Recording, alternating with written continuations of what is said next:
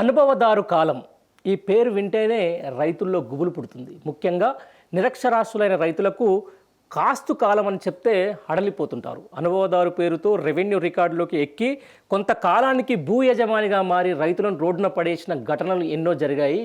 దీనివల్ల పట్టా భూములకే కాదు ప్రభుత్వ దేవాదాయ భూములకు ఈ అనుభవదారు కాలం పెద్ద శాపంగా మారింది. గతంలో 2020 కొత్త ఆర్ఓఆర్ చట్టంతో కేసీఆర్ ప్రభుత్వం ఈ అనుభవదారు కాలంను ఎత్తేసింది.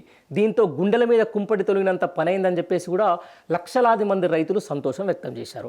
ఆ ఆనందం 4 ఏళ్లు కూడా నిలవలేదు. కాంగ్రెస్ ప్రభుత్వం ఇప్పుడు భూభారతి పేరుతో తీసుకొస్తున్న కొత్త చట్టంలో మళ్ళీ అనుభవదారు కాలం చేర్చింది.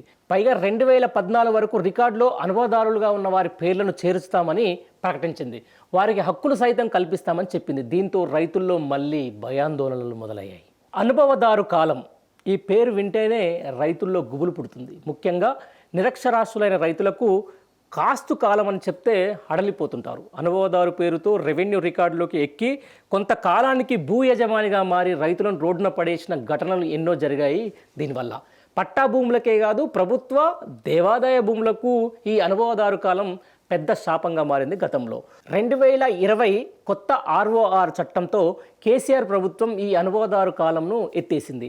దీంతో గుండెల మీద కుంపటి తొలగినంత పనైందని చెప్పేసి కూడా లక్షలాది మంది రైతులు సంతోషం వ్యక్తం చేశారు. ఆ ఆనందం 4 ఏళ్లు కూడా నిలవలేదు. కాంగ్రెస్ ప్రభుత్వం ఇప్పుడు భూభారతి పేరుతో తీసుకొస్తున్న కొత్త చట్టంలో మళ్ళీ అనుభవదారు కాలం చేర్చింది. పైగా 2014 వరకు రికార్డులో అనుభవదారులుగా ఉన్న వారి పేర్లను చేర్చుతామని ప్రకటించింది. వారికి హక్కులు సైతం కల్పిస్తామని చెప్పింది. దీంతో రైతుల్లో మళ్ళీ భయాందోళనలు మొదలయ్యాయి.